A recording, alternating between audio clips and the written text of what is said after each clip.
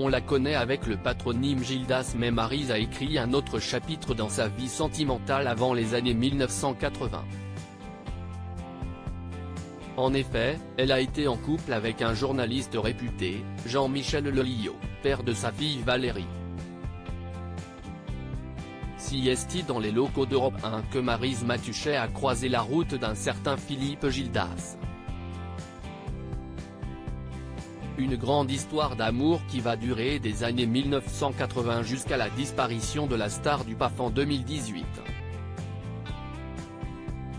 Ce 22 juin 2023, elle fête donc sans l'homme de sa vie un nouvel anniversaire, celui de ses 82 ans. Cependant, avant le patron de Nulle part ailleurs, l'animatrice radio qu'elle a été avait connu une autre relation, qui va donner naissance à sa fille, Valérie, celle avec Jean-Michel Lelio, journaliste sportif mais également rédacteur en chef du JT du week-end de TF1. Son enfant, désormais âgée de 56 ans, est loin d'être une inconnue puisqu'elle est la leader du talentueux groupe autour de Lucie. Madame Gildas parlait de sa fille avec beaucoup de tendresse il y a quelques années à la télévision.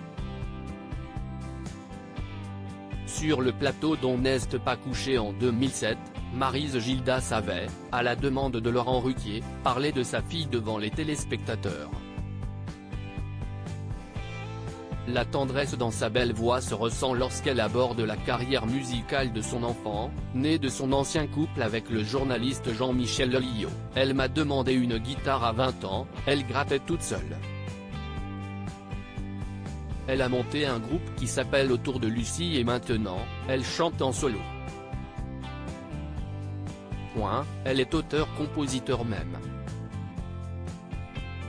Une séquence clôturée avec humour et douceur par le regretté Philippe Gildas, présenté par le présentateur de l'émission comme le beau papa de Valérie Lelio, beau-ptre pas, mais papa oui.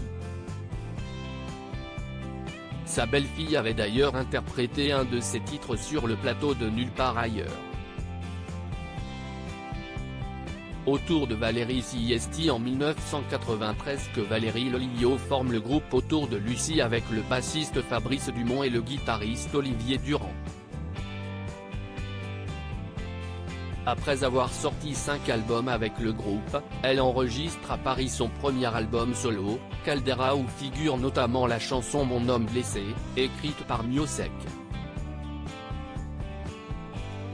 L'artiste a aussi collaboré avec J.J. Johansson dans l'album Tattoo ou encore avec Ben et Jason, pour le titre Another Stupid Song, Ten Songs About You. Mère et fille partagent une voix incontestablement envoûtante. Maryse Gildas avait en effet enregistré en 1982 sa voix sur un disque, Mal de toi, sur une célèbre musique d'Ennio Morricone.